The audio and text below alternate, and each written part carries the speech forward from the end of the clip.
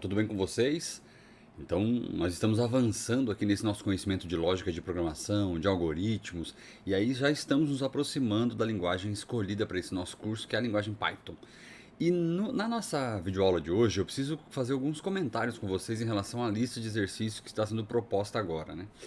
Ah, essa lista de exercícios ela traz uma série de conceitos importantes, ainda introdutórios, ainda básicos, né? Mas nós vimos todos aqueles conceitos relacionados a variáveis, o que é uma variável, né? Para que elas servem, enfim, os tipos de dados, como que eu organizo esses tipos de dados, como que eu estruturo expressões aritméticas para que a gente possa transformá-las em programas processáveis, né, pelas nossas linguagens, especialmente pelo Python.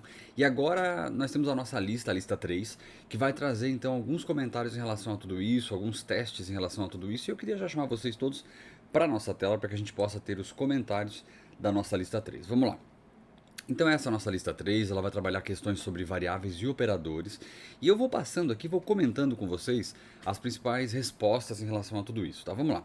O exercício 1 ele pedia que nós fizéssemos a classificação dos dados em int, que é inteiro, float para real, string para caractere e bool de booleano, né, para o tipo lógico, ou então um inválido, aquilo que não dá para ser classificado, não dá para a gente ter essa classificação. Então vamos lá.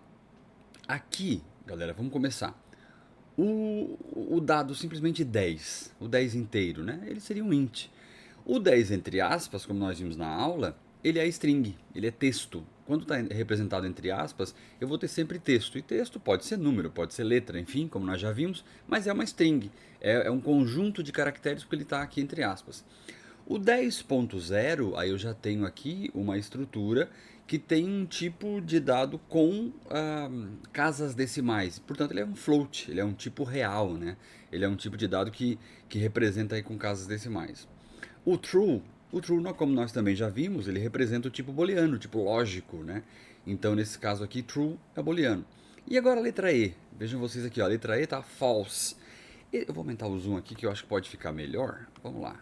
Aqui está melhor para ver, eu subo ele um pouquinho. Vocês estão me vendo olhando para a segunda tela aqui, que é para facilitar a vida aqui também, tá? Quando se olhar para o lado, sabem que eu estou olhando para a segunda tela para ver como é que vocês estão vendo aí no nosso vídeo final. Mas vamos lá.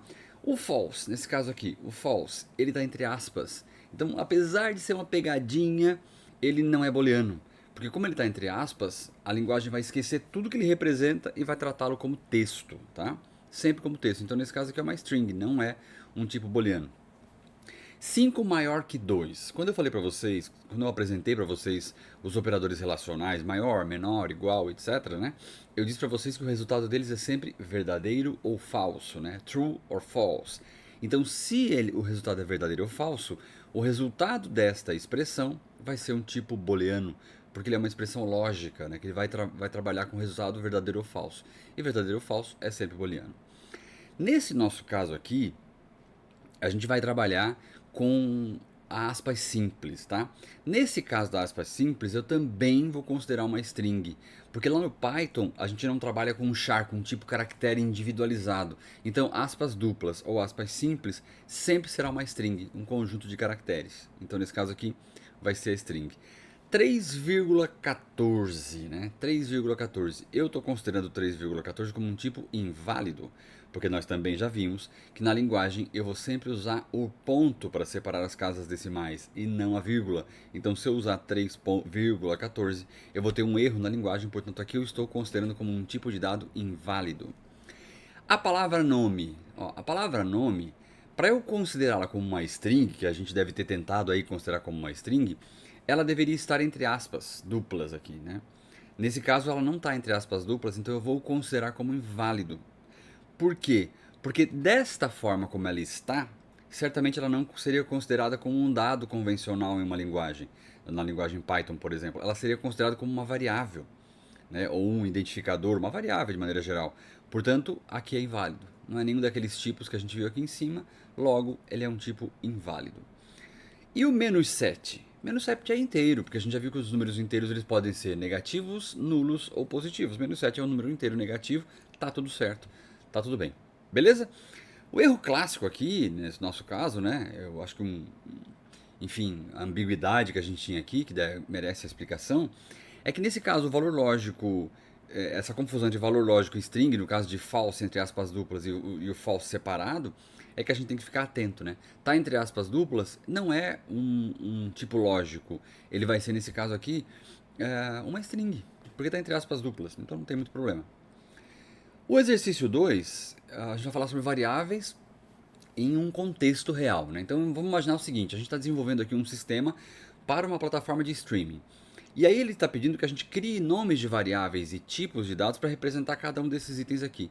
Então, nome do usuário, veja, aqui é um contexto, né? Então ele tem uma frase que está com espaços normalmente, nome do usuário. A variável para isso seria nome underline usuário, tá? Nome underline usuário, que eu criei aqui do tipo string, para armazenar o nome do usuário. A idade seria idade, né? Do tipo inteiro, do tipo int. Tempo assistido em horas, vai lá, tempo underline assistido, do tipo float, porque pode ser hora quebrada, meia hora e assim por diante, né? Assinatura ativa, sim ou não? Então eu chamei de assinatura underline ativa do tipo bol, né? Do tipo booleano. Avaliação de um filme seria uma nota decimal, então eu só chamei de avaliar cal, né? Lembra, não pode ter cedilha, não pode ter acento, nenhum caractere especial, né? Avaliar cal do tipo float, simples assim, né? O que é importante aqui? É importante nesse exercício não é só, galera, o tipo de dado que a gente escolheu aqui, mas a semântica do nome. Como que eu organizei o nome de variável? Uma coisa importante é que é o seguinte, o nome da variável ele tem que ser curto o suficiente para não me incomodar cada vez que eu precisar digitar ela, mas longo o suficiente para eu entender o que tem dentro dela, né? Então por isso que eu usei aqui o underline em nome usuário, tempo assistido, assinatura ativa, né? Então tem a boa prática de programação sendo envolvida aqui também. Beleza? Sem muito mistério isso aqui. Vocês podem ter criado nomes diferentes das variáveis, não tem nenhum problema, desde que tenham seguido as regras de nome de variável que nós combinamos. Beleza? Ainda sobre nome de variáveis, aqui eu chamei de debug mental, né? Vamos fazer um debug aqui dos nomes dessas variáveis e vamos corrigir aqui os inválidos. Vamos lá. Idade usuário, tá certo? Tá certo, sem nenhum problema. 2 valor, tá certo? Não tá certo. Por que não? É um tipo inválido porque eu não posso começar com um número. Nome hífen completo também é um tipo inválido. O hífen é um caractere especial não permitido. Né? Lembra dos nomes que a gente viu lá? Volta no vídeo, assiste de novo. Underline saldo, tá correto? Lógico, tá correto. Eu posso começar com underline. A palavra class, tá correta? Não tá. Não tá porque ela é uma palavra reservada da linguagem, certo? Nota underline final é um tipo válido, porque o underline é permitido. Média, espaço geral é inválido, porque o espaço é um caractere especial que não pode ter. Os erros mais comuns que a gente viu aqui, eu expliquei todos, né, os errados, mas os erros mais comuns que a gente vê aqui é iniciar com um número, usar espaço e usar palavras reservadas. Então são erros bem comuns em programação que nós temos sempre que ficar atentos, beleza? Galera, não entendeu? Volta esse vídeo aqui e assiste de novo quantas vezes for necessário, tá? Vamos lá, o exercício 4, tá? Na ordem de execução. Não precisa calcular nada aqui, eu pedi que não calculasse, era só indicar a ordem de execução e vocês podem ter indicado de várias maneiras, tá? Aqui é só uma forma. Então vamos lá, a expressão 5 mais 2 vezes 3. Eu resolvo primeiro 2 vezes 3 e depois a subtração, isto é, eu vou sempre multiplicar primeiro, tá? No próximo, 5 mais 2 vezes 3, agora com parênteses. Aí nesse caso eu vou somar primeiro, porque eu vou primeiro executar os parênteses e depois a multiplicação. Percebam a diferença. Aqui em cima eu multiplico primeiro, porque a precedência vem primeiro a multiplicação e depois só a soma. Nesse caso aqui eu vou ter que somar primeiro, porque a precedência de operadores determina que os parênteses sejam resolvidos primeiro. Beleza? E nesse aqui, ó, 10 mais 2, 10 dividido por 2, mais 3 elevado ao quadrado, né? O asterisco é a potência. Nesse caso, a potência tem precedência sobre os demais, então eu resolvo a potência, depois a divisão e só depois a soma. E na letra D, 8 mais 4 dividido por 2 vezes 3. Aqui eu tenho a divisão e a multiplicação. Eu vou resolver o que aparecer primeiro. Então, a divisão e a multiplicação, elas têm iguais precedências. Elas vêm junto. Então, eu vou resolver o que aparece primeiro. 4 dividido por 2, então eu resolvo primeiro a divisão. Depois, o resultado eu multiplico por 3 e só depois eu faço a soma. Tudo com base na precedência de operadores que nós já aprendemos. Vamos lá. Galera, aqui no item 5, eu já avisei que tem pegadinha, tá? Vamos lá. Considere a variável A com 2, a B com 3, a C com 4 e a X com 2.0. O que eu tenho que fazer aqui, né? Fazer essa avaliação das expressões, aí para isso eu tive que resolver. Então vamos lá. A mais B vezes C. Então A eu tenho 2, o B eu tenho 3 e o C eu tenho 4. O que eu faço aqui primeiro? Resolvo o B vezes o C, porque tem precedência. 3 vezes 4 é 12, mais 2 deu 14. Está resolvido aqui. Vamos lá. A mais B vezes C. Agora eu tenho parênteses, mesma coisa do exercício anterior. Então, A mais B é 2 mais 3, vezes C, que é 4.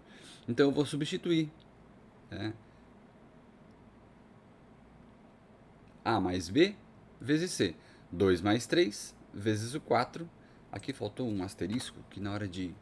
Então, vamos lá. 2 mais 3 vezes 4. 5 vezes 4 é 20. Beleza? Então, vamos lá. A vezes A elevado a B mais C. A elevado a B, eu tenho 2 ao cubo. 2 ao cubo é 8. 8 mais 4, eu tenho 12. Porque a potência aqui tem precedência, né, sobre os demais. Menos x elevado a b. E a segunda aqui também, né? Menos x, tudo isso, inclusive o sinal elevado a b. Vamos na primeira aqui. Menos x elevado a b, eu tenho essa situação aqui, ó, o sinal fica fora. Então eu tenho 2 ao cubo, que vai dar 8, depois eu incluo o sinal menos 8. Nessa segunda, eu tenho o menos sendo incluído na potência, né? Então 2 a cubo é 8, menos vezes menos é mais vezes menos é menos. Então por isso que deu menos 8. Coincidência aqui, né? Deu coincidência, mas são coisas diferentes. Se esse expoente fosse positivo, eu teria aqui menos 8 e aqui mais 8, né? Ou, sei lá, se fosse 2 elevado ao quadrado, eu teria 2 vezes 2 é 4, aqui em cima daria menos 4. E aqui embaixo, 2 elevado ao quadrado dá 4, mas menos vezes menos é mais. Eu teria mais 4 aqui. Então, essa é a diferença entre a D e a E.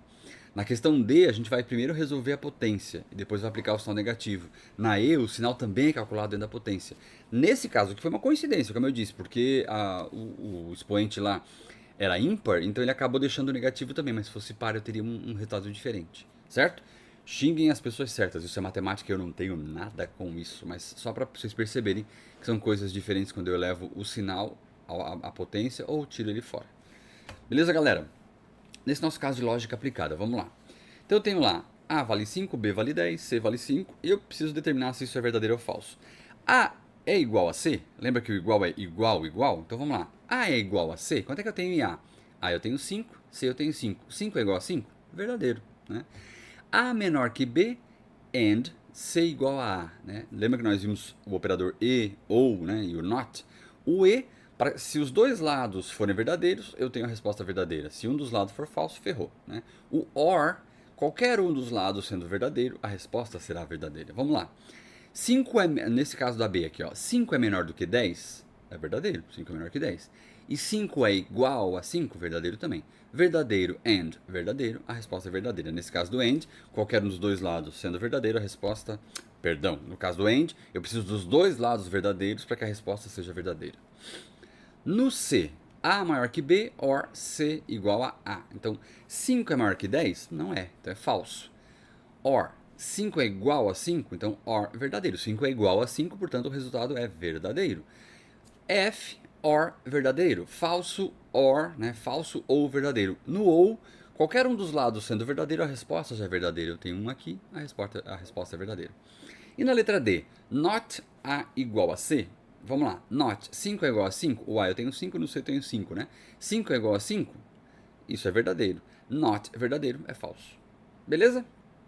Observações para essa aqui, né? O and, né, o e, vai exigir que ambos sejam verdadeiros para que a resposta seja verdadeira. O or exige que somente um seja para que ele já me dê a resposta como verdadeira. No not, eu vou ter simplesmente a inversão. Galera, o set, né? No set a gente tem esse exercício com strings e operadores que aqui é bem importante também. Veja só. Considere o nome como Ana, o sobrenome como Silvia, duas strings, e vamos responder. Quanto é que é nome mais sobrenome? Eu falei para vocês na aula que eu não consigo fazer operações aritméticas com variáveis, né? Com caracteres. Então, quanto é que é João dividido por 2? Maria vezes 3? Operações aritméticas eu não consigo fazer. Mas neste caso aqui, o símbolo de mais, quando ele está entre duas strings, entre dois conjuntos de caracteres, ele não representa uma operação aritmética. Ele representa o que nós chamamos de concatenação. Ele vai juntar as duas operações, as duas strings. Então, Ana mais Silvia fica Ana mais Silva fica Ana Silva tudo junto. Porque ele simplesmente vai juntar, vai concatenar, como nós fizemos aqui. Então, nome mais sobrenome é igual a Ana Silva, certo? Nome é igual a sobrenome, opa, aqui eu já tenho uma comparação. Então ele vai fazer a comparação literal. Nome é igual a sobrenome, o resultado vai ser false. É falso, porque Ana não é igual a Silva. São coisas diferentes. Então, lembra que eu falei que num operador lógico, ele vai sempre me dar como resultado verdadeiro ou falso, né? True or false. Então, nesse caso, é falso. Nome mais espaço mais sobrenome. Lembra? Caractere. O espaço também é um caractere, tá? Entre aspas duplas. E o sobrenome também é caractere. Nesse caso, não tem operação aritmética, portanto, eu tenho uma operação válida. Se é uma operação válida, entre caracteres, ele vai fazer a concatenação, vai juntar tudo. Ficou Ana, espaço, Silva. Compara aqui em cima, ó. Aqui em cima não tinha o mais, aspas, espaço, aspas. Eu tinha só nome mais sobrenome, por isso ficou tudo junto. Aqui eu tenho um espaço, ele vai acrescentar esse espaço, ele vai concatenar tudo. Juntar o Ana mais o espaço mais o Silva, criando uma nova string, Ana Silva. Beleza? Algumas observações. Primeiro, né? Esse símbolo de mais em string ele não é soma, ele é uma concatenação. E a comparação igual igual, ele vai fazer a verificação literal. Então ele vai checar se as duas strings são iguais. Se não forem iguais, qualquer letra fora do esquema ali, ele vai dar um erro dizendo que é falso. Beleza? Vamos para o 8. Pessoal, no 8, identificação de erro conceitual. Vamos lá. Qual das expressões abaixo está conceitualmente incorreta? Justifique. Vamos lá. 10 inteiro mais 5. Olha aqui o 5 entre aspas duplas, ó. Se é aspas duplas é caractere. Eu não consigo fazer operações aritméticas com caractere. Então essa aqui está errada, são erros incompatíveis. 10 mais 5, caractere de um lado, está entre aspas duplas, e caractere de outro. Isso aqui não é, ele se transforma em uma concatenação, então eu vou ter 105, né? Ou 105, porque é texto. Então isso aqui está correto, só vai juntar os dois. 10 mais 5.0, 10 inteiro mais 5.0. São dois números, vamos falar assim, né? Um inteiro e o outro real, né? Um int e o outro float. Nesse caso aqui, galera, não tem nenhum problema. Ele vai fazer a soma dos dois e vai dizer que o resultado é 15.0. Ele vai pegar o decimal do 5 e vai juntar aqui, é um tipo correto. Nesse caso aqui, é uma pegadinha também, a gente precisa ficar ligado, tá? Lembra que a gente está falando agora do Python, né? Então, true mais 1, ele responde como 2. Por que ele responde como 2? Lembra que eu falei para vocês que true é um dado booleano? O dado booleano, ele é representado por zeros ou uns, né? 0 ou 1. No caso do true, ele é o 1 do nosso dígito binário. E aí, nesse caso, o Python vai dar uma forçadinha e vai fazer essa soma, somando com 2. O 1 do dígito binário true, mais o 1 do dígito inteiro, né? Do dado do tipo inteiro. Então ele vai fazer essa soma e vai responder pra gente como 2. É a melhor soma do universo? Não, mas no Python não dá erro. Então esse eu estou considerando também um tipo correto. O tipo mais escrachado como errado, de fato é esse aqui de cima, porque nós não temos condição de fazer operação aritmética com strings. Beleza? Então essas últimas aqui já está tendo um nível de dificuldade um pouquinho maior, que a gente precisa pensar um pouquinho mais. Galera, pensamento de programador agora, tá? Reescreva com menos parênteses possível, sem alterar o resultado. Eu tenho aqui várias expressões aritméticas com um conjunto de parênteses. O que nós tínhamos que pensar aqui é, como é que eu posso tirar algum desses parênteses sem alterar o resultado final? Então nessa primeira aqui, a gente já viu que a gente pode tirar esse primeiro parêntese sem alterar o resultado final. Então ficaria 5 mais 3 vezes 2, o interno também posso tirar. Por que eu posso tirar? Porque mesmo sem os parênteses, ele vai forçar essa multiplicação. Porque lembra que a multiplicação tem precedência sobre as demais operações, no caso aqui é a operação de soma.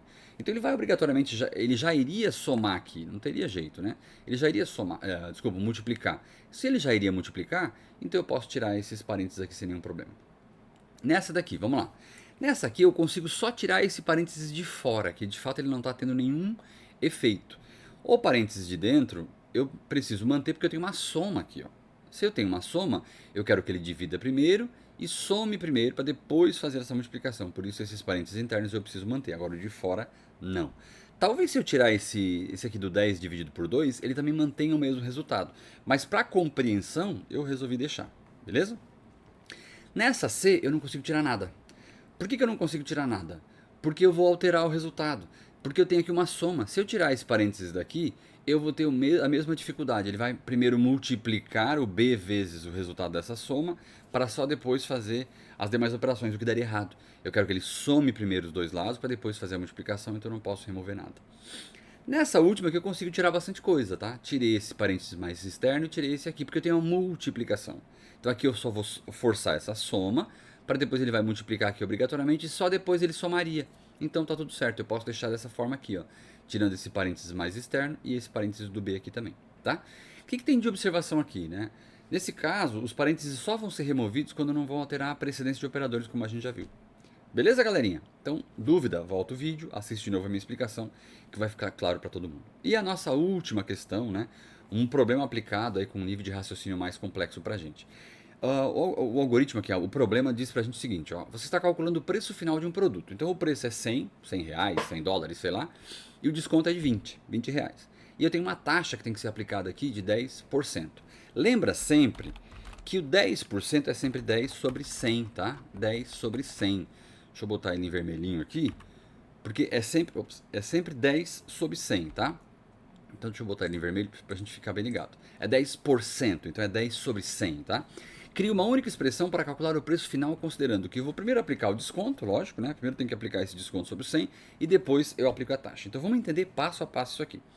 Se o preço é 100, a variável preço recebe 100, o desconto recebe 20. A taxa é 10%. Esse símbolo de porcento não representa nada em programação. Então eu vou ter que dividir por 100, ficaria 0,10. Então a taxa recebe 0,10. O primeiro passo é aplicar o desconto. 100 menos 20, que vai dar 80. O passo 2 é fazer a soma, né? Então seria 80 mais 80 vezes 0,10, que daria o 8. 80 mais 8 é 88. Como que eu crio uma expressão única para isso? Olha aqui comigo. Uma expressão única seria preço menos desconto, entre parênteses, porque eu preciso forçar essa subtração, vezes 1 mais a taxa. Por que eu botei esse 1? A gente já vai ver em seguida. Preço menos desconto seria 100 menos 20, que daria 1.080, vezes 1 mais o 0,10. A taxa é 0,10, lembra do cálculo que eu fiz lá em cima? Então, 1 mais 0,10 vai dar 1,10. Então, 80 vezes uma vez a parte inteira, mais 0,10, que é o desconto, ficaria 88. Multiplica aí para vocês verem, né? Quanto é que dá 80 vezes 1,10? É por isso que eu faço essa expressão aqui, ó. É por isso que eu uso 1 mais a taxa, porque a taxa é 0,10, é uma taxa fracionária.